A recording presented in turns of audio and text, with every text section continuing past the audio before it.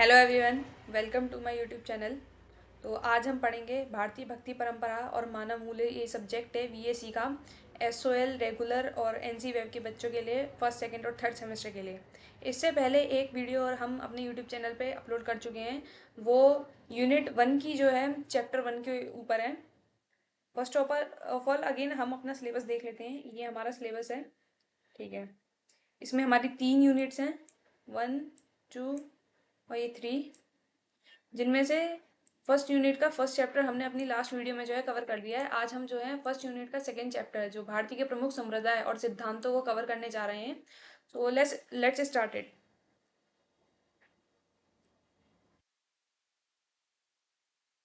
Chapter 2, भक्ति के प्रमुख संप्रदाय और सिद्धांत। प्रस्तावना। ऐसा माना जाता है कि भक्ति का प्रारंभ दक्षिण में हुआ था और भक्ति का निरंतर प्रचार प्रसार होता गया है और भक्ति उत्तर भारत में आई। इस लाइन का मतलब है कि मतलब जो भक्ति है उसका जो स्टार्टिंग पॉइंट था, स्टार्टिंग जो है भारत की दक्षिण दिशा की तरफ जो है स्टार्ट हुई थी। और फिर उसके बाद जो है निरंतर में हमने कल ही पढ़ा था कि एक जो ये भक्ति काल जो है, भक्ति का एक टाइम पीरियड जो है, ये सबसे ज़्यादा गोल्डन टाइम पीरियड भक्ति के लिए माना जाता है। तो इस टाइम में जो है दक्षिण से स्टार्ट हुई थी भक्ति, और दक्षिण के बाद जो है मतलब धीरे धीरे आगे इसका जो है और एडवर्टीज होता गया, प्रचार होता गया, प्रसार होता गया, और भक्त निकल के आए और भक्ति जो है उत्तर भारत तक जो है आई। भक्ति की इसी विकास यात्रा में बहुत रुकावटें आईं, पर भक्ति के विभिन्न वैष्णव संप्रदायों के आचार्यों ने तथा विभिन्न सिद्धांतों की प्रतिष्ठा करने वाले आचार्यों ने भक्ति के विकास में अपना महत्वपूर्ण योगदान दिया। इस लाइन का मतलब ये है कि भक्ति का जो है इसी तरीके से मतलब विकास तो होता रहा, बहुत रुकावटें भी आई थी भक्ति में, मगर जो वो भक्ति से जुड़े हुए जो वो थे, आचार्य थे, साधु थे, संत थे, और भी जो लोग थे जो भक्ति करते थे, भगवान को, ईश्वर को मानते थे, जो वैष्णव संप्रदाय के लोग थे, उन्होंने जो है भक्ति को और ही ज़्यादा उसका प्रचार प्रसार किया और उसको जो है इतना आगे तक पहुंचाते गए, इतना आगे तक लेकर आए। भक्ति का इसमें जो है बहुत मतलब भक्ति के विकास में इन लोगों ने बहुत ही ज़्यादा महत्वपूर्ण जो है अपना अपना रोल निभाया है। सामान्य जनता को अपने देश के गुण सिद्धांतों को सरलता से समझने का प्रयास किया। अच्छा, आप लोगों को सिद्धांतों का मतलब समझ आया? सिद्धांत यानी कि जो होते हैं फिलोसफी को जो है सिद्धांत हिंदी में बोला जाता है। ये सब्जेक्ट हिंदी का है तो इसमें थोड़ी सी जो है बहुत कठिन हिंदी दे रखी है, जिसको समझने में दिक्कत होगी, पर कोई बात नहीं, हम देखेंगे, ट्राई करते हैं। भक्ति के क्षेत्र में इन आचार्यों का महत्वपूर्ण स्थान है। वैष्णव भक्तों ने अपने विभिन्न संप्रदायों के माध्यम से भक्ति के व्यवहारिक रूप को सामने रखा। तो भक्ति के दार्शनिक आचार्य ने अपने सिद्धांतों के माध्यम से ईश्वर, जीव जगत, माया, मोक्ष जैसे सिद्धांतों को भक्तों के दार्शनिक सामने रखकर भक्त भक्ति के सिद्धांतों की सरल व्याख्या कर दी।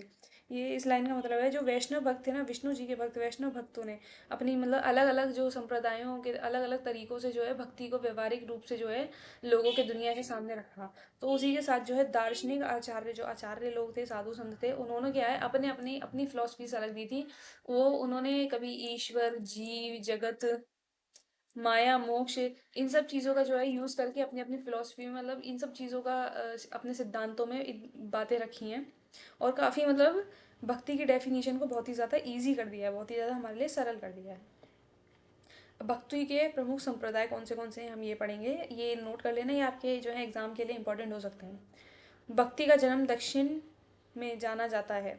भक्ति द्राविड़ उपजी लाए रामानंद कथन बहुत चर्चित रहा है। दक्षिण से ही भक्ति की धारा उत्तर भारत की तरफ आई है। भक्ति के सिद्धांत पक्ष को विभिन्न विद्वानों ने अपनी अपनी दृष्टि से प्रतिष्ठित किया है। ये इस लाइन का मतलब वही है जो हमने पढ़ा था कि दक्षिण से कैसे भक्ति जो है इधर उत्तर भारत की तरफ आई, और भक्ति का किस तरीके से प्रचार प्रसार लोगों ने किया।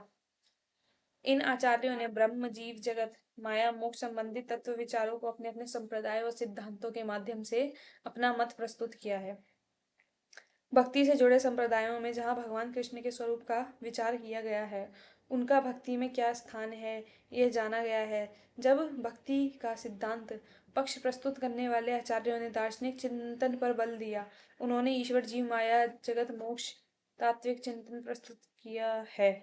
भक्ति के प्रमुख संप्रदाय और सिद्धांत पक्ष प्रस्तुत करने वाले आचार्यों के का संक्षेप में परिचय दिया जा रहा है। ये जो है इतना इतना पैराग्राफ, उसका वही मतलब है कि किस तरीके से कुछ जो थे वैष्णव भक्तों ने किस तरीके से, मतलब वैष्णव भगवान श्री हरि श्री विष्णु के जो अवतार थे उनके, मतलब उनके लिए जो भक्ति करते थे, उन्होंने किस तरीके से अपने फिलॉसफी रखी, अपने सिद्धांत रखे, और जो दार्शनिक आचार्य थे उन्होंने, जैसे आपने सुना होगा, ईश्वर, जगत, जीव, मोह, माया, इन सब चीज़ों के जरिए जो है भक्ति को आगे प्रचार प्रसार किया है।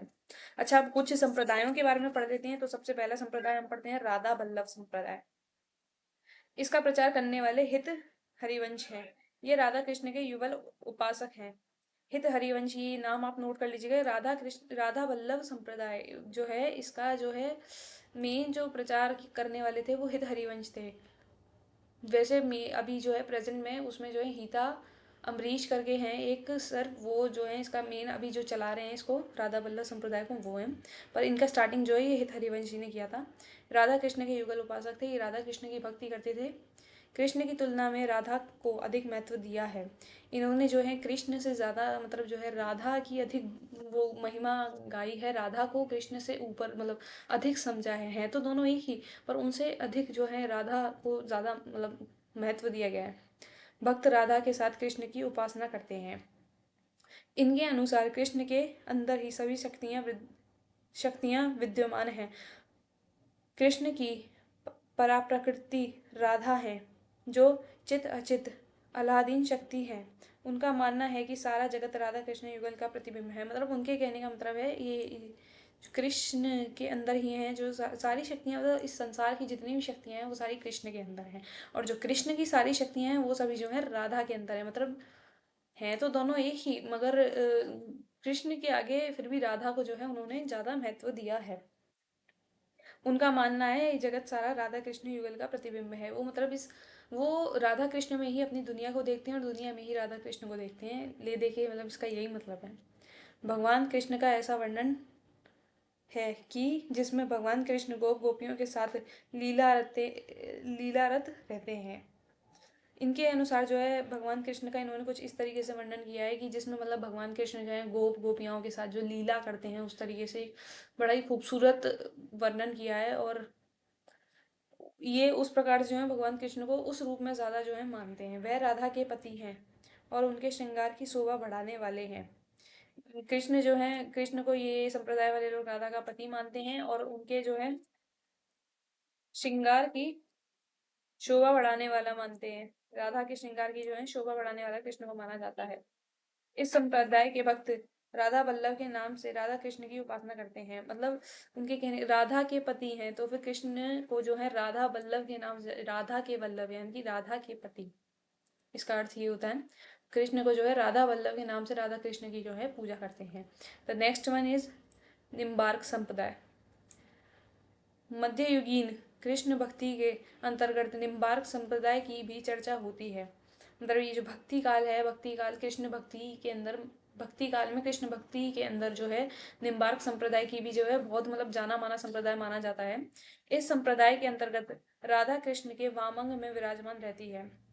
मतलब वाम अंग में, वाम यानी कि उल्टे हाथ पे विराजमान रहती हैं। राधा जो है कृष्ण के उल्टे हाथ पे विराजमान रहती हैं और भक्त भगवान के इसी रूप की उपासना करते हैं। मतलब राधा को कृष्ण के वाम अंग में यानी कि उल्टे हाइट, लेफ्ट साइड, जो उल्टे हाथ की तरफ लेफ्ट साइड जो है विराजित करके, और तब ये जो है राधे कृष्ण की जो है पूजा करते हैं या इनकी भक्ति करते हैं इस तरीके से, और इसी तरीके से इनकी उपासना करते हैं। इनका मानना है कि भगवान श्री कृष्ण भक्तों पर कृपा करने के लिए ही अवतार लेते हैं। इन लोगों का ऐसा मानना है कि जो कृष्ण है वो अपने भक्तों के ऊपर कृपा करने के लिए, उनको दर्शन देने के लिए ही जो है अवतार लेते हैं या दुनिया पे अवतरित होते हैं, दुनिया में प्रकट होते हैं या आते हैं, जो भी मानना है इनका।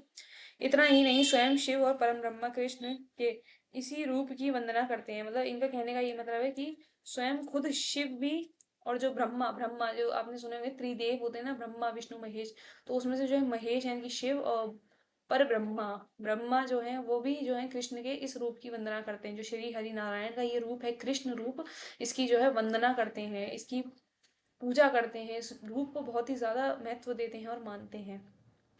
उनके भगवान चरणों के अतिरिक्त जीवों का और कोई उदाहरण नहीं है। यानी कि उनके कहने का मतलब ये है इस लाइन में कि जो है भगवान के चरणों के अतिरिक्त, भगवान की भक्ति के अतिरिक्त जो जीव हैं, जीव यानी कि लिविंग थिंग्स जो हैं, मतलब हम लोग जैसे हम जीव हुए, जीवों का जो है कोई और उद्धारक है ही नहीं, कि मतलब कोई और उनका उद्धार कर ही नहीं सकता, उन्हें कोई और मोक्ष तक ले जा ही नहीं सकता। श्री कृष्ण की चरण सेवा या उनकी भक्ति के अलावा और कुछ ऐसा है ही नहीं संसार में जो उद्धार या मोक्ष तक ले जा सके जीव को, या जो भी कहते हैं।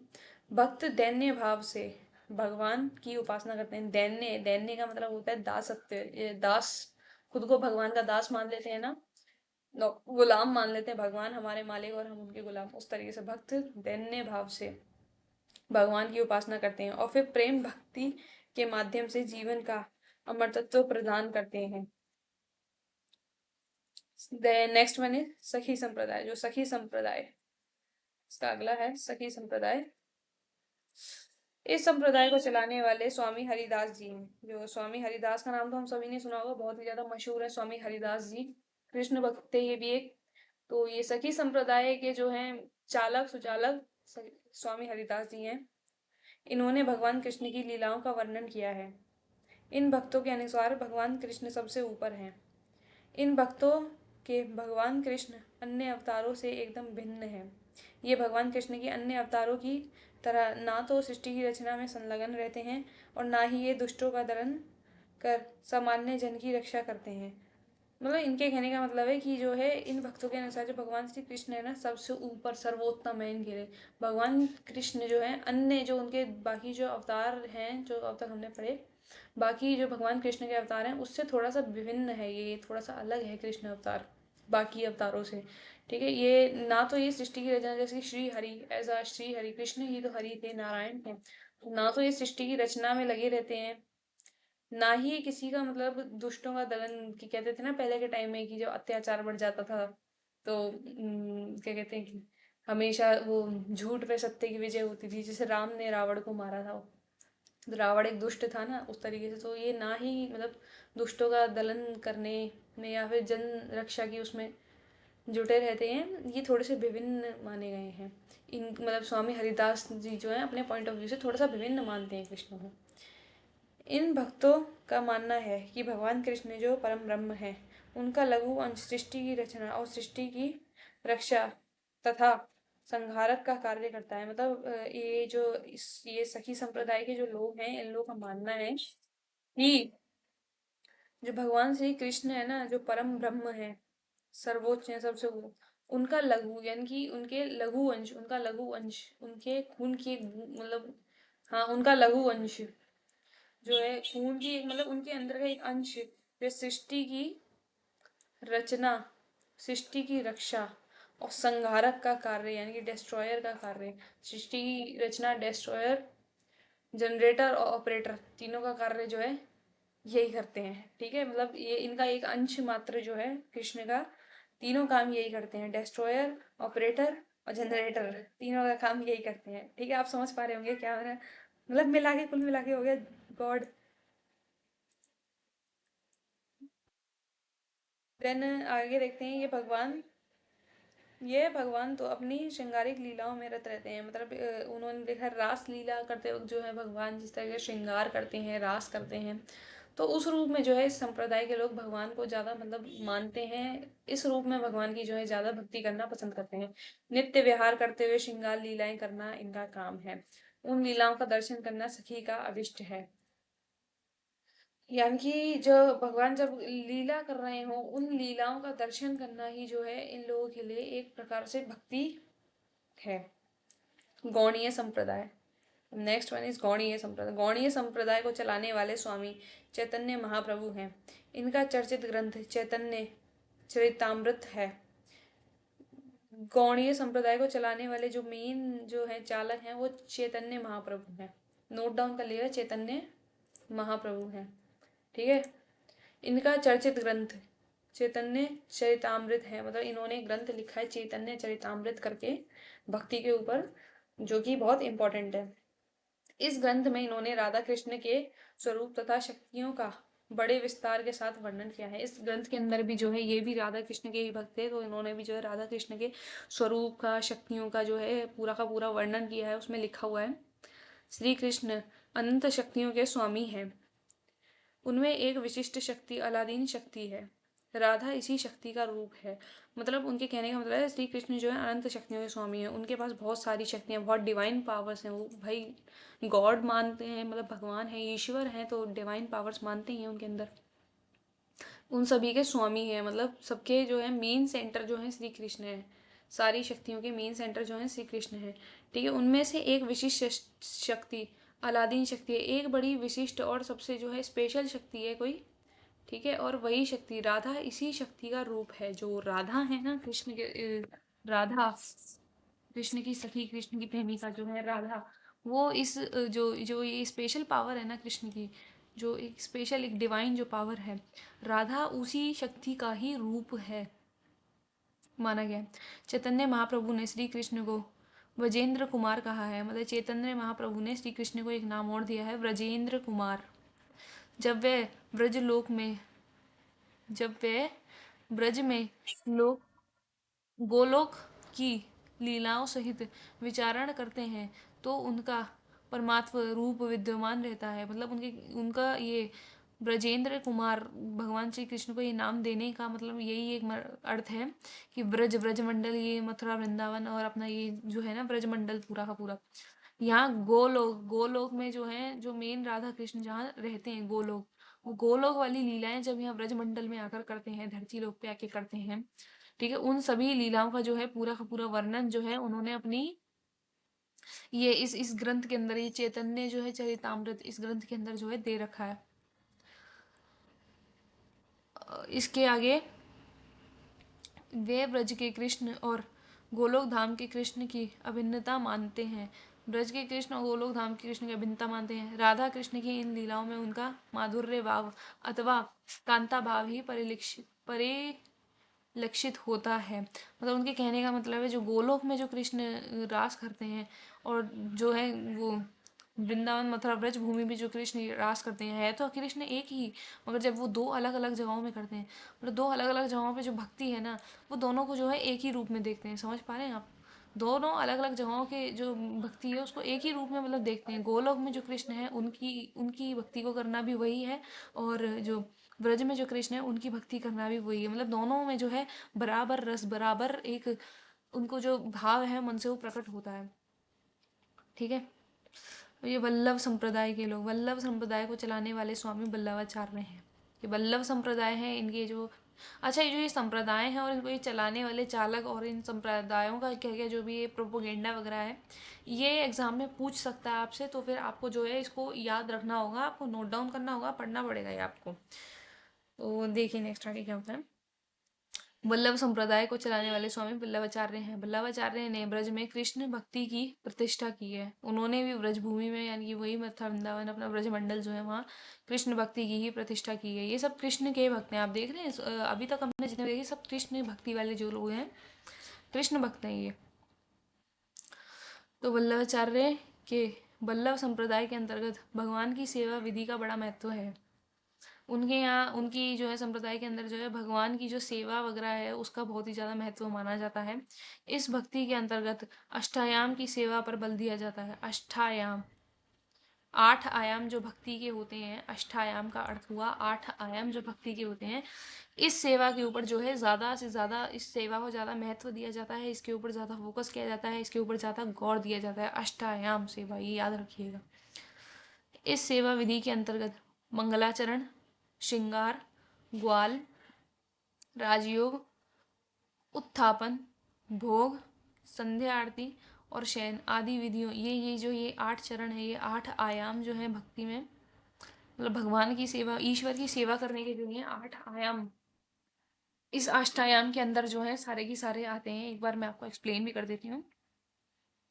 मंगलाचरण, जो मंगल आरती सुबह के टाइम कभी मंदिरों में आपने देखा होगा, सुबह के टाइम जो मंगल आरती होती है, मंगल आरती। श्रृंगार, भगवान का जो श्रृंगार किया जाता है सुबह नहलाने धोने के बाद। ग्वाल, फिर राजयोग, राजयोग आरती होती है, राजभोग आरती होती है। उत्थापन होता है, उत्थापन के बाद जो है भोग लगाया जाता है। फिर उसके बाद संध्या आरती, संध्या आरती के बाद जो है एट दी एंड शयन। ये जो 8 विधियां हैं, ये 8 विधियां ही अष्टायाम के अंदर आती हैं, 8 आयाम आते हैं। इन विधियों को इस संप्रदाय में बड़े उत्सव के साथ किया जाता है, मतलब बड़ी हंसी खुशी के साथ जो है, बड़े महत्व, मतलब इसका बहुत ही ज़्यादा महत्व माना गया है, तो बड़े ही मतलब हंसी खुशी के साथ और बड़े ही मन से जो है लोग इस प्रकार से सेवा रोज करते हैं ये। वल्लभ के अनुसार श्री कृष्ण पूर्ण ब्रह्म है, मतलब ये जो वल्लभाचार्य हैं इनके अनुसार जो है कृष्ण ही पूरे ब्रह्म है। श्री कृष्ण ही पूर्ण, मतलब ईश्वर श्री कृष्ण से बढ़ के उनके लिए कोई नहीं है, पर ब्रह्म है, इनसे बढ़ के इनके लिए कोई नहीं है, वे सच्चिदानंद है, सर्वशक्तिमान, सर्वज्ञ तथा आनंद प्रदायिनी शक्तियों का केंद्र है। नित्य लीला ही उनका प्रयोजन है, मतलब उनके कहने का मतलब है सर्वम, सर्वोत्तम, सर्वोच्च, सर्वशक्तिमान, सब कुछ जो है सब सिर्फ सिर्फ जो है श्री कृष्ण ही है। ठीक है। जो नित्य लीलाएं करते हैं श्री कृष्ण ने, अपनी बाल लीलाएं और जो भी गोप लीलाएं की हैं, अपनी युवावस्था में लीलाएं की हैं, बाल लीलाएं की हैं, जो लीलाएं की हैं श्री कृष्ण का जो है यही एक जो है प्रयोजन है। इन लीलाओं के गुणगान करना और कृष्ण के प्रति प्रेम जो है वो इनकी ये वल्लभ संप्रदाय की भक्ति, संप्रदाय वालों की भक्ति में आता है। इस तरह भक्ति के क्षेत्र में भक्ति के सिद्धांत निरूपण में उसके सिद्धांतों का योगदान रहा, तो भक्ति के विभिन्न संप्रदायों में उसका व्यवहारिक रूप सामने आया। मतलब इस तरीके से अलग अलग संप्रदाय जो है निकल के आए, अलग अलग तरीके से अलग अलग लोग जो हैं, मतलब एक ही भगवान की कितनी अलग अलग तरीके से भक्ति कर रहे हैं, मतलब सबका अपना अपना जो है पॉइंट ऑफ व्यू है भक्ति करने का। आपने देखा सभी राधा कृष्ण की या कृष्ण की ही भक्ति कर रहे थे, घूम फिर के वही कृष्ण पर बात आ रही थी, पर कोई कैसे कर रहा था, कोई कैसे कर रहा था, कोई कैसे कर रहा था, कोई कैसे कर रहा था, सबके अपने अपने अलग अलग जो है पॉइंट ऑफ व्यू थे, भक्ति के जो है अलग अलग पॉइंट ऑफ व्यू थे। ये नहीं कि भक्ति का मतलब कोई जो है मेन रूल हो कि नहीं ऐसे नहीं ऐसे की जाएगी, ऐसे नहीं ऐसे की जाएगी, सबके अपने अलग अलग तरीके हैं भक्ति करने के। इन्होंने भगवान के स्वरूप को स्पष्ट कर सामने रखा है। थोड़ा सा क्वेश्चन आंसर्स की तरफ भी हम देख लेते हैं। भक्ति के प्रमुख संप्रदायों का नाम बताइए। अभी हमने जो है इतने सारे ऊपर जो संप्रदाय पढ़े हैं, ये सारे प्रमुख संप्रदाय हैं, इनके बारे में थोड़ा सा बता दीजिएगा और एग्जाम में अगर क्वेश्चन आता है तो फिर इसका वर्णन कर लीजिएगा। राधा वल्लभ संप्रदाय को चलाने वाले आचार्य कौन थे? राधा वल्लभ को बता, मैंने बताया ही था आपको, राधा वल्लभ चलाने वाले ये रहा हित हरिवंश, और अभी प्रेजेंट में जो है गीता अमरीश चल रहे हैं। वैसे वैसे इतना जाना पूछा नहीं जाएगा प्रेजेंट में कौन है कौन नहीं है, पर मेरे को पता है क्योंकि I am the follower of this one also. तो ये चलाने वाले आचार्य कौन थे इनके बारे में बताएं। चैतन्य महाप्रभु ने कौन सा संप्रदाय प्रतिष्ठित किया था? चैतन्य महाप्रभु ने, आपको मैंने बताया ही था ऊपर, ये गौड़ीय संप्रदाय, इसके बारे में थोड़ा सा बता दीजिएगा। निम्बार्क संप्रदाय को चलाने वाले आचार्य का नाम बताइए। निम्बार्क संप्रदाय, ये ऊपर ये रहा। तो आप देख रहे हैं ये जो है थोड़ा सा इसके बारे में पढ़ना जो है बहुत ज़्यादा ज़रूरी है, एग्जाम में जो है आपसे पूछ सकता है। तो चलिए नेक्स्ट वन, इसके आगे पढ़ते हैं हम। भक्ति के प्रमुख दार्शनिक एवं उनके सिद्धांत। अब भक्ति के जो हैं थोड़े से जो है, अभी हमने जो है जो वो वैष्णव भक्ति वाले लोग थे उनकी हमने सारे सिद्धांत, उनकी सारी फिलॉसफीज पढ़ी, कौन कैसे क्या क्या करता है। अब जो है ये थोड़े से दार्शनिक लोगों के बारे में, जो आचार्य थे और दूसरे, और जो है उनकी फिलॉसफी और उनके सिद्धांत पढ़ते हैं कि वो किस तरीके से भक्ति किया करते थे। तो फर्स्ट ऑफ ऑल हम पढ़ते हैं शंकराचार्य के बारे में। शंकराचार्य का जन्म दक्षिण में मालाबार प्रदेश में मालाबार नदी के किनारे कलाद्री यानी कि कालड़ी नामक स्थान पे हुआ था। ये जो है मोस्ट इम्पोर्टेंट, ये इसको आप जो है नोट डाउन कर लेना, इसको याद रखना, एग्जाम में पूछ सकता है आपसे। हुआ था। वे नंबूद्री ब्राह्मण थे, मतलब ब्राह्मण थे शंकराचार्य। उनके पिता का नाम शिव गुरु और माता का नाम आर्यम्बा था। दर्शन के क्षेत्र में उनका बहुत प्रभाव था। जो ये दार्शनिक भक्ति जो है ना, दर्शन भक्ति, हाँ, इसके क्षेत्र में जो है बहुत बड़ा मतलब इनका योगदान रहा है। उन्होंने अनेक स्थानों पर मठों की स्थापना की। मठ यानी कि मंदिर, मठ मंदिर से कहा जाता है मठों की। उन्होंने अलग अलग जो है शंकराचार्य ने अलग अलग जगहों पे मंदिरों की स्थापना की है। उन्होंने स्त्रियों को छोड़कर सभी को संन्यास की दीक्षा दी है। मतलब जो इनके जो ये गुरु होंगे, जिन लोगों के आचार्य होंगे, इन लोगों के जो शिष्य होंगे, उनको मतलब जो है जो गुरु दक्षिणा है उसमें जो है संन्यास की जो है दक्षिणा दी है। स्त्रियों को छोड़कर, उस टाइम में इतना मतलब नहीं माना जाता होगा, तो अपने शिष्यों को जो है संन्यास की दीक्षा दी है, दक्षिणा दी है, दीक्षा यानी कि दक्षिणा दी है। जाति पाति की प्रथा में उनका विश्वास नहीं था। मतलब उस टाइम में भी देख रहे हैं आप, जो जाति पाति और जो भेदभाव लोग करते हैं, ये है ऊंचा है मैं नीचा, ये इस तरीके से वो ये सब चीज़ें नहीं मानते थे शंकराचार्य जी। उनका सिद्धांत अद्वैतवाद है। अद्वैतवाद जो है हम आपको आगे एक्सप्लेन करेंगे। अभी इसका एक्सप्लेनेशन जो है आगे बहुत अच्छे से दे रखा हुआ है, तो इसको जो है हम आगे ही आपको एक्सप्लेन करके दिखाएंगे। वे ब्रह्म और जीव को एक मानते थे। ब्रह्म यानी कि भगवान, और जीव यानी कि जो लिविंग थिंग्स, जैसे कि इंसान हुए, हम लोग हुए, जानवर हुए, जो है ये ब्रह्म और जीव दोनों को एक ही मानते थे। ये दोनों में जो है कोई फर्क नहीं करते थे। शंकराचार्य गौपदाचार्य के शिष्य गोविंदाचार्य के शिष्य थे। शंकराचार्य जो थे गौपदाचार्य के शिष्य थे गोविंदाचार्य। समझ पा रहे हैं? गौपदाचार्य के शिष्य थे गोविंदाचार्य, उनके भी शिष्य जो थे वो थे शंकराचार्य। गौपदा के, एक मिनट आपको अच्छे से समझाता हूँ एक बार फिर से। ये रहा, गौपदाचार्य के थे गोविंदाचार्य, और गोविंदाचार्य के भी जो शिष्य थे वो थे शंकराचार्य। समझ गए? इस तरीके से ये कॉन्सेप्ट। हाँ, तो इनके शिष्य थे, उनके पहले और उनके पश्चात उनके गुरु शिष्यों के प्रसिद्ध नाम मंत्र पुष्पांजलि में शिव महिमा स्तोत्र के अंदर किया गया है। तो जो है इनके जो ये नाम थे शंकराचार्य, इनके पहले या इनके बाद, या ये शंकराचार्य के गुरु और शिष्य जो भी थे, इन सबका जो है प्रसिद्ध नाम मंत्र पुष्पांजलि करके कोई पुस्तक होगी, इसके अंदर जो है शिव महिमा स्तोत्र के अंदर जो है इन सभी के नाम जो है मेंशन किए गए हैं। ठीक है। अद्वैद्य का तात्पर्य है ये, अब अभी मैंने बताया ना, अद्वैद्य, अद्वैद्य वर्ड का जो है यहाँ मीनिंग आ गया। अद्वैद्य का तात्पर्य है जिसमें द्वैत ना हो। ये संस्कृत में एक श्लोक दिया है, नास्ति द्वैत भेदा यत्र तत्व अद्वैतम, अर्थात जिस सिद्धांत में जीव और ब्रह्मा में भेद ना हो वही अद्वैत है। मतलब अद्वैत का अर्थ है, ये हुआ श्लोक का अर्थ, कि जो फिलॉसफी है, जिस फिलॉसफी में जीव यानी कि लिविंग थिंग्स, हम हुए, ये जो लिविंग थिंग्स ह्यूमंस हुए या एनिमल्स, जो जो भी मानना चाहो, जीव जो है, जीव है, और ब्रह्म यानी कि भगवान, दोनों में भेद ना हो, दोनों को अगर एक ही माना जाए तो वही जो है अद्वैत कहलाता है। इस सिद्धांत की एक बड़ी प्रसिद्धि हुई, इस सिद्धांत की बड़ी प्रसिद्धि हुई, मतलब बहुत ही ज़्यादा मोस्ट उस टाइम में फेमस जो है ये फिलॉसफी जो है इनकी शंकराचार्य की, ये मानी गई थी अद्वैत सिद्धांत।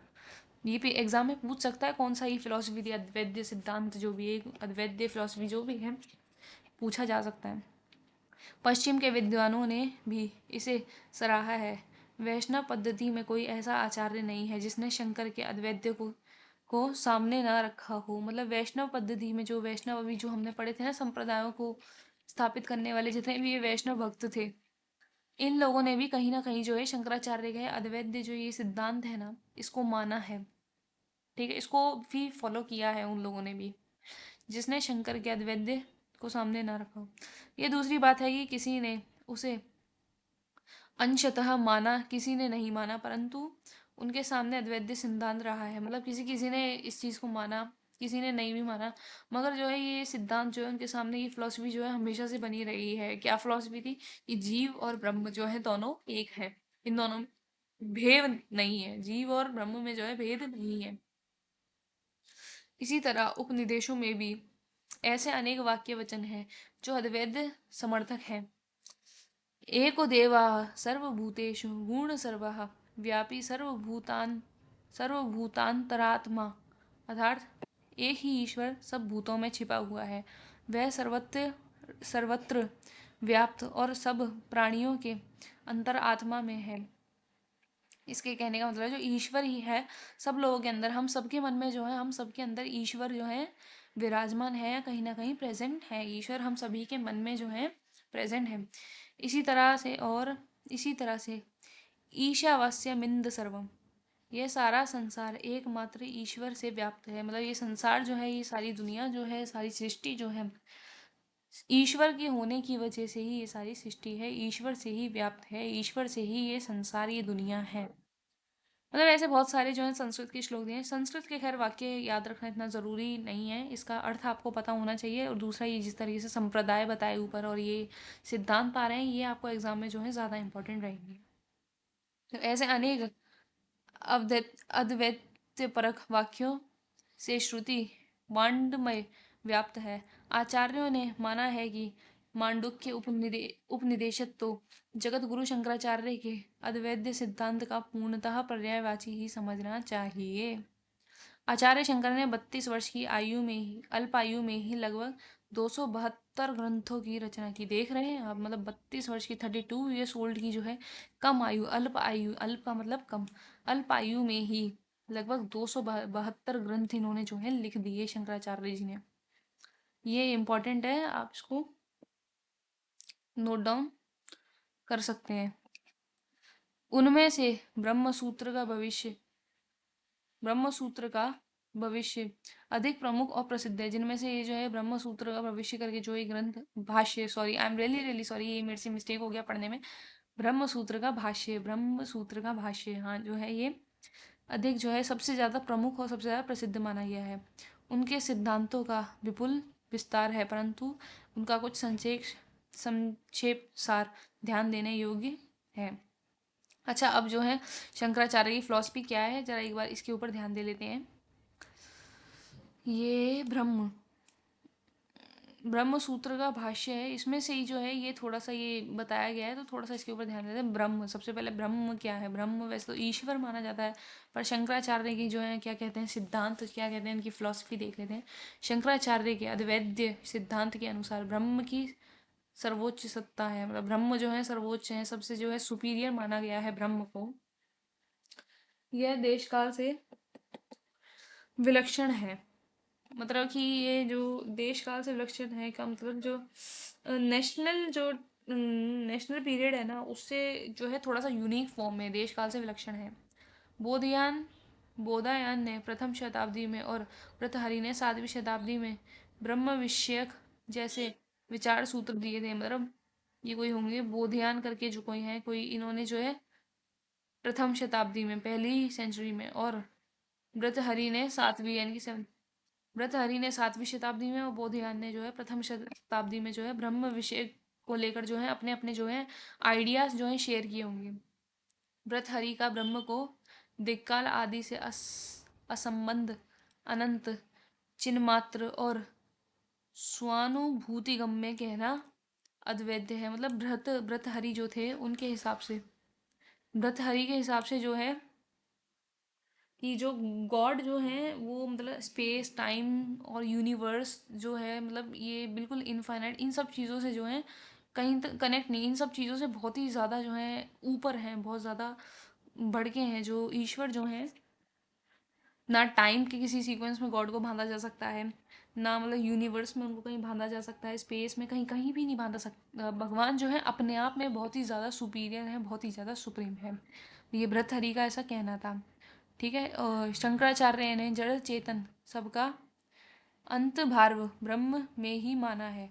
तो शंकराचार्य का कहना ये था कि जड़ चेतन, ये यानी कि हमारा जो है जड़ से लेकर चेतन तक सब हमारा, मतलब लाइफ स्टार्ट होने से लेकर एंडिंग तक का, मतलब सब कुछ जो है वो ब्रह्म ही है, सब भगवान ही है। इनकी मतलब ये जो ये अवैध सिद्धांत यही तो कहता है कि ब्रह्म और जीव हैं, दोनों में कोई भेद नहीं है। तो इनके कहने का मतलब ये है कि हमारी लाइफ का जो सारा की सारा पूरा जो जिंदगी का जो सार है वो सब ब्रह्म ही है, ईश्वर से ही जुड़ा हुआ है। और ब्रह्म जो है सूक्ष्म है, मतलब इतनी बारीकी से, जो सूक्ष्म का मतलब यहाँ छोटा नहीं माना गया, ब्रह्म जो है सूक्ष्म है का मतलब इतनी बारीकी से ब्रह्म हमारे जो है लाइफ, मतलब इतनी बारीकी से ब्रह्म को देखा गया है यहाँ, और दृष्टांत द्वारा सिद्ध होने वाला नहीं है। भगवान जो है इतने ज़्यादा, मतलब बारीकी से अगर देखा जाए तो इतने, मतलब इतने ज़्यादा सुप्रीम है कि उनको मतलब कोई प्रूव ही नहीं कर सकता, कोई सिद्ध ही नहीं कर सकता उनको, कोई उनके ऊपर कोई ऐसा कोई प्रूव कोई दे ही नहीं सकता कि मतलब एग्जैक्टली exactly भगवान कितने ज़्यादा सुप्रीम है, इस चीज़ का कोई प्रूफ है ही नहीं इस बात का। ये चित्त स्वरूप में है, मतलब हमारे मन के स्वरूप में हमारे अंदर ही बैठे हुए हैं, ऐसा शंकराचार्य का कहना है। एक अद्वितीय और सत्य है, अद्वितीय और सत्य है, यानी कि ये जो है क्या कहते हैं, यूनिक और ट्रू। अद्वितीय का मतलब है यूनिक और ट्रू। जो ईश्वर जो है, जो ब्रह्म जो है, वो सबसे यूनिक और जो है सबसे ज़्यादा सच्चे, सबसे ज़्यादा सत्य जो है ईश्वर को माना गया है शंकराचार्य ने दर्शन के सिद्धांत अद्वैतवाद के अंतर्गत ब्रह्म जीव माया के विषय में अपने सिद्धांत को इसी प्रकार समझाया है। मतलब आपने देखा जिस तरीके से ये दर्शन के सिद्धांत वाले जो लोग हैं, ये शंकराचार्य का जो है, ये इनकी फिलोसफी थी अद्वैत सिद्धांत, जिसमें हमने पढ़ लिया कि ब्रह्म और जीव जो है दोनों में कोई भेद नहीं है। मतलब शंकराचार्य का भक्ति करने का जो है तरीका कुछ इस तरीके से था। उन्होंने भक्ति को, अपनी भक्ति को जो है इस तरीके से डिफाइन किया है, ब्रह्म और इसमें जीव में, मोह माया जीव ब्रह्म इन सब चीज़ों में। और जो वैष्णव भक्ति वाले लोग थे, उन्होंने अपने अपने संप्रदाय में उन्होंने बता दिया वो किस किस तरीके से जो है भक्ति करते थे। हमने ऊपर जो है सारा की सारा पढ़ा, कैसे वो लोग भक्ति किया करते थे, किस तरीके से भगवान की सेवा को ही भक्ति मानते थे। अच्छा, इस तरह उपनिषदों में भी उपनिषदों में भी ऐसे अनेक वाक्य वचन हैं जो अद्वैत समर्थक हैं। रुको, मैंने कहीं गलत पढ़ दिया है। हाँ, ये रहा मेरे पेज नंबर, ये रहा, सॉरी। जीव ब्रह्म में जीव, अब हम जो है अगला नेक्स्ट पढ़ने वाले हैं, जीव पढ़ने वाले हैं। तो ब्रह्म में माया की शक्ति होती है, उसके कारण उसे ईश्वर कहते हैं। इसमें कहने वाला ब्रह्म में ही माया की शक्ति होती है, जो ब्रह्म है ईश्वर में ही जो माया है, ये सब माया करने की जो है सारी शक्ति जो है ईश्वर में ही होती है। माया, मोह माया जो हम सुनते हैं ना, ये मोह माया वाली जो सारी शक्ति होती है, मोह माया दिखाना, ये सब ईश्वर के अंदर ही होती है, ईश्वर सब जानते हैं। उसके कारण उसे ईश्वर कहते हैं। मतलब जो ईश्वर इसलिए कहा जाता है ब्रह्म को, मतलब भगवान ईश्वर इसलिए माना जाता है ब्रह्म को, क्योंकि उनके पास जो है ये माया वाया करने की जो है शक्ति होती है। जीव अविद्या के कारण ही जीव कहलाता है। जीव यानी कि अविद्या के कारण ही, मतलब जो लैक ऑफ एजुकेशन कह सकते हैं, मतलब नहीं, इसको लैक ऑफ एजुकेशन नहीं कहेंगे। जीव अविद्या के कारण ही जीव कहलाता है। क्या मतलब, एक तो ब्रह्म है जो भगवान है।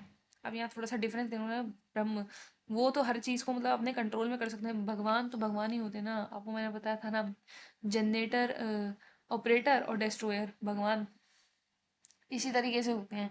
और मगर जीव जो होता है वो जीव इसलिए उसको कुछ नहीं पता, वो इस मोह माया में फंसा हुआ है, इसलिए उसको जीव कहा जाता है। शंकराचार्य मानते हैं कि जब तक बुद्धि आदि उपाधि के साथ जीव का संबंध है, तब तक वह जीव भी है और संसारी भी। कि मतलब वो जब जीव जो है बुद्धि आदि का, मतलब इन सब चीजों से जो जुड़ा हुआ है, वो जब तक इस संसार से जुड़ा हुआ है तब तक जो है वो जीव कहलाता है, वो संसारी भी कहलाता है। जब तक वो ब्रह्म को नहीं मानता, जब तक वो ब्रह्म की पूजा नहीं करता, उनको उनकी भक्ति की ओर अग्रसर नहीं होता, तब तक वो जीव जीव ही कहलाता है। परमात्मा आकाश की तरह सर्वत्र व्यापक है। मतलब जिस तरीके से इनके कहने का मतलब है परमात्मा आकाश, यानी कि जो ये इनफाइनाइट होता है ना, आकाश जो होता है, स्काई होता है, इनफाइनाइट होता है ना, हर जगह होता है। ऐसा तो नहीं है कि जैसे कि मेरे यहाँ है तो अगली 4 गलियां छोड़ के आकाश नहीं मिलेगा, ऐसा तो नहीं है ना, आकाश तो हर जगह मिलेगा ना। तो जिस तरीके से आकाश हर जगह होता है, स्काई हर जगह होता है, वैसे ही परमात्मा यानी जो भगवान है, जो ईश्वर है, हर जगह व्यापक है, हर जगह जो है वो प्रेजेंट है। आत्मा उसी का छोटा स्वरूप है। परमात्मा का ही छोटा स्वरूप, एक जो है छोटा, उसी का एक अंश मात्र जो है आत्मा मानी जाती है। आत्मा को, जो हमारे अंदर आत्मा होती है ना, जीव आत्मा का, वो भगवान का ही छोटा स्वरूप मानी जाती है। जब आत्मा शरीर बद्ध होता है तो जीव कहलाता है। मतलब जो आत्मा जो होती है ना, जब ये शरीर के अंदर किसी शरीर के अंदर जब ये साउल पहुंचती है, साउल यानी कि आत्मा जो होती है शरीर के अंदर होती है, शरीर से बंधी हुई होती है, तब तक वह जीव कहलाती है। और जब वह शरीर से बाहर आ जाती है तो वह आत्मा कहलाती है। मतलब शरीर के अंदर है तब तक जीव है, जब शरीर से बाहर जब मतलब नहीं रहा तो आत्मा कहलाती है। सामान्यतः आत्मा और जीव दोनों को एक ही कहा गया है। वैसे तो आत्मा और जीव दोनों को एक ही कहा गया है, बस इनमें यही डिफरेंस, बस इतने यही है कि जब तक शरीर के अंदर है तब तक जीव है, शरीर से बाहर जैसे ही प्राण निकले, जीवन छूटा, वह आत्मा कहलाती है। वह आत्मा प्राण मन विज्ञान आनंद इन 5 कोशों से ढका है। जो शरीर है किन किन चीजों से बना हुआ है? आत्मा, प्राण, हमारा मन, विज्ञान यानी कि साइंस, और आनंद यानी कि हमारे सुख और लग्जरीज जो अपनी लाइफ है, इन चीजों से जो है बना हुआ है। आत्मा और ब्रह्म एक है। आत्मा और ब्रह्म को देखो, वही मैंने ऊपर बताया था ना कि ब्रह्म और जीव में जो है शंकराचार्य ने कोई फर्क नहीं माना है। आत्मा क्या है? जब शरीर के अंदर है तो जीव है, बाकी शरीर से बाहर निकल के जो है आत्मा है। तो आत्मा, वो सुना है ना कि कहते हैं मरने के बाद आत्मा का परमात्मा से मिलन, जो लोग कहते हैं, तो उसी तरह से आत्मा जो है वो ब्रह्म का ही एक एक एक छोटा सा स्वरूप है, एक मतलब ब्रह्म है तो वो मतलब ब्रह्म ही मतलब हम लोग कहते हैं ना हम सब भगवान के बच्चे हैं, तो किस तरीके से हैं कि जो है भगवान ने हमारी आत्मा को जन्म दिया है, हमारी आत्मा को बनाया है।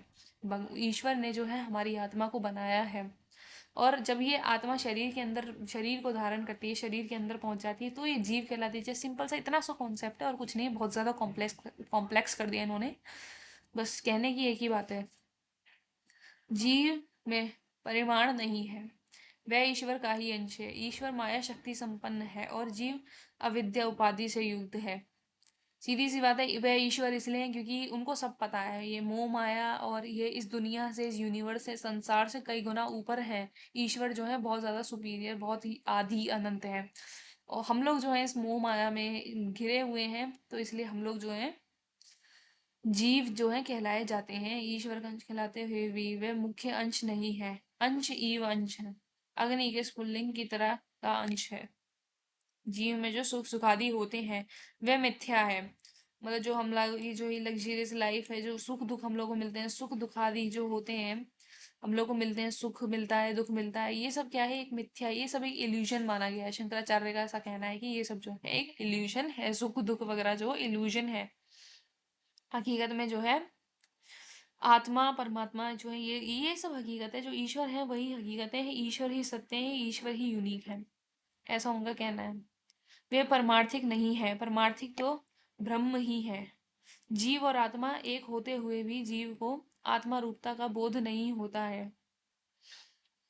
क्योंकि वह अविद्या आदि उपाधि से युक्त रहता है।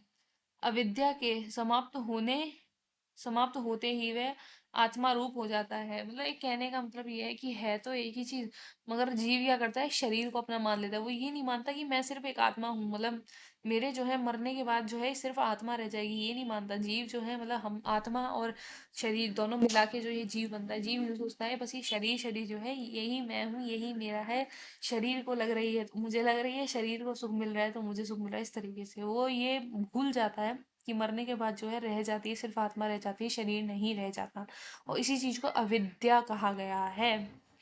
अविद्या तो मेरे को नहीं बताना पड़ेगा ना, आप लोगों को पता होगा। अविद्या मतलब lack of education, lack of knowledge and etcetera etcetera, वही ब्रह्मात्मकता है। Okay, the next one is माया।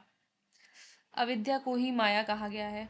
अब ये लो, ये अविद्या जो है ये वर्ड फिर से आ गया, यही माया कहलाती है। वो कहने का मतलब कुछ नहीं, सीधी सीधी सी बात है, जो अविद्या को ही माया कहलाती है। अब जैसे कि अविद्या में ये मान लेता है ना जीव कि जो है ये आत्मा को भूल जाता है, मान लेता है कि शरीर ही मेरा सब कुछ है। ये सब क्या है, ये सब माया के अंदर आते हैं, ये सब जो है माया के अंतर्गत आते हैं। शंकराचार्य ने माया को इंद्रजाल कहा है। शंकराचार्य ने माया को इंद्रजाल क्यों कहा है? जैसे इंद्रजाल की सत्ता देखने वालों के लिए है। शंकराचार्य ने माया को इंद्रजाल इसलिए कहा है जैसे इंद्रजाल की सत्ता देखने वालों के लिए है, वस्तुतः है नहीं।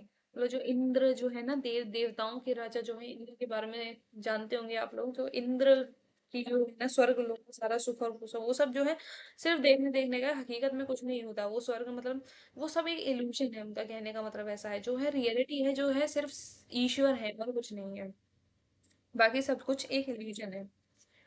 ठीक है, ऐसे ही इस नाम रूप वाले संसार की सत्ता ज्ञानियों के लिए है, परमात्मा के लिए नहीं।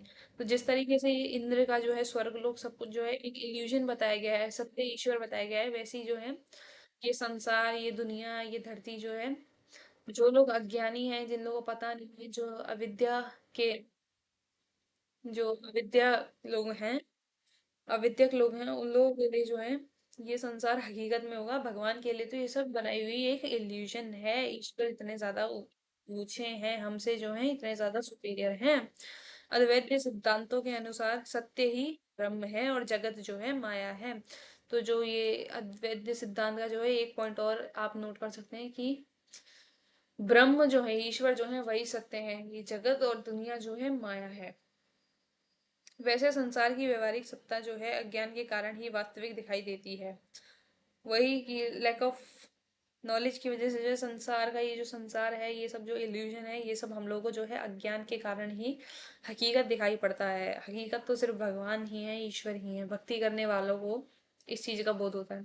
वेदांत की शब्दावली में इस अविद्या को अध्यास कहा गया है। ये अविद्या है, जो जो ये मोह माया है, इस चीज को जो है वेदांत के अंदर जो है, वेदांत की शब्दावली यानी वेदांत की डिक्शनरी में इसको जो है अध्यास कहते हैं। जैसे शुक्ति में रजत ना होकर भी रजत जैसा लगता है। शुक्ति में रजत, ये जो शुक्ति में रजत जो होती है ना, सीप होती है, ये एक सीप होती है ऐसी, जो बिल्कुल ना ऐसी लगती है, सिल्वर कलर की लगती है।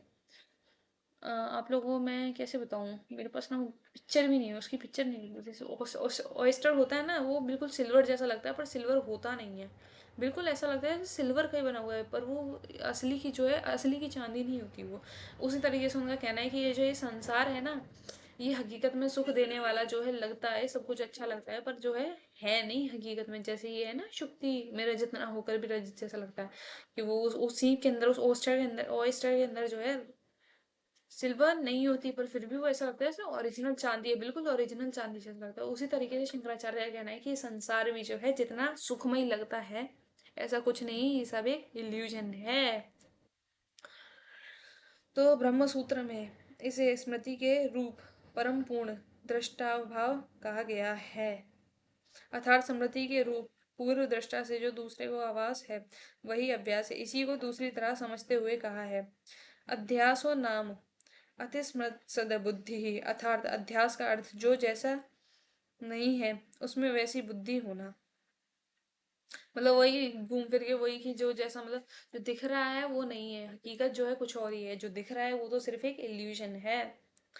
शंकराचार्य के अद्वैत सिद्धांतों का भक्ति काल के कवियों पर किसी न किसी रूप से प्रभाव देखा जाता है। मतलब भक्ति काल में जो कवि लोग थे, शंकराचार्य का ये अद्वैत सिद्धांत, इनकी जो ये अद्वैत ये फिलोसफी जो पढ़ ली थी, इस फिलोसफी को पढ़ने के बाद जो है उस टाइम के जो कवि लोग हैं उनके ऊपर बड़ा ही प्रभाव पड़ा है। बहुत लोग ही जो है लाइफ में चेंजेस आए हैं। तुलसीदास ने सम समन्वयात्मक दृष्टि अपनाई है और अद्वैत का एक अनेक स्थलों पर प्रयोग किया है। ब्रह्म को नेति नेति कहना उसी का स्वरूप है। सारे संसार को माया के वशीभूत बताना भी उसी का स्वरूप है। और ये जो है तुलसीदास जी ने जो है ये एक श्लोक यहाँ दिया है। चलो, यंत माया वशित विधि विश्वमखिल ब्रह्म मा दिवेद सुरा सुरा नाम माम यत यतत्स्वाद मृष्व भाति सकल रज्जयो यथा हेम भ्रमः। अर्थात जिसकी माया में मेरे, मतलब मेरी संस्कृत इतनी स्ट्रांग नहीं है, हालांकि जैसा पढ़ दिया, मतलब अर्थात अर्थ लिखना है ना हम लोगों को, संस्कृत से थोड़ी कुछ करना है, हम लोगों को तो इनकी फिलोसफी पढ़नी है, तो ये ज़्यादा इंपॉर्टेंट है, श्लोक इतना इंपॉर्टेंट नहीं है। इसका अर्थ है, जिसकी माया के वश में अखिल विश्व है, ब्रह्मादि देव और असुर उसी के वशीभूत हैं। मतलब माया के वश में अखिल विश्व है, जो माया है ना, माया के वश में ही सब कुछ जो है माया के ऊपर ही डिपेंडेंट है। ये जो इल्यूजन हमारी आंखों में चल रहा है ना, हम लोग इसी के ऊपर डिपेंड है, हम इसी को देखकर सुनकर महसूस करके सारा काम करते हैं। ब्रह्मादि देव सुर असुर जो हैं, सब लोग जो है माया के ही अधीन है, माया के ही वशीभूत में है, जिसकी सत्ता से जगत असत होते हुए भी सत्य लगता है। मतलब ये माया के होने की वजह से जो है जगत, ही जो संसार है ना, झूठ होते हुए भी जो है सच लगते हैं। जो सारा इल्यूजन है ना हमारे आसपास, ये सब जो है झूठ है, ये सब इल्यूजन है, मगर क्या है, माया की वजह से ये सब क्या लगता है, सच लगता है। ऐसा लगता है जैसे सच में हम लोग जो है सब फील कर पा रहे हैं। जैसे रस्सी में सर्प का भ्रम बना रहता है, जैसे अंधेरे में होता है ना, रस्सी भी सांप लगती है, इसी तरीके से माया के टाइम पे जो है संसार, ये सब झूठा, सब इल्यूजन है, ये भी हकीकत लगता है। हकीकत तो सिर्फ ईश्वर है। सूरदास ने अपने सूर सागर में यद्यपि सब प्रकार के अव्यक्त को अगम बताकर सुगण लीला के पदगान का कथन किया है, परंतु चिंतन करते हुए वे भी अद्वैत समर्पण उक्ति करने लगते हैं। एक उदाहरण द्रष्टव्य है। मतलब जो जो ये शंकराचार्य की जो ये फिलॉसफी है ना, क्या नाम था ये, हाँ, अद्वैत सिद्धांत की जैसी जो है कुछ कुछ चीज़ें जो हैं, सूरदास ने भी अपनी उनमें सूर सागर के जो हैं ये जो पद वगैरह हैं, इनमें कहीं ना कहीं जो है मेंशन किया है। वो भी कहीं ना कहीं मानते थे कि हाँ, ये जो संसार है ये मोह माया से बना हुआ है, ये सब एक इल्यूजन है, ईश्वर ही सत्य है। तो उसी के ऊपर जो है उन्होंने भी कुछ, मतलब एक एग्जाम्पल दिया गया है यहाँ सूर सागर में से लिए हुए एक पद का, कि क्या कहना चाहते हैं, एक बार इसको भी हम पढ़ देते हैं। चली सखी तेहि सरोवर जाहि, जिहि सरोवर कमल कमला रवि बिना बिकसाही। हंस उज्ज्वल पंख निर्मल, अंग मलमल नाही। मुक्ति मुक्ता अनगिने फल, तहाँ चुनी चुनी खाही। देखी नारजू छिला छला, जग समुचि कछु मन माही।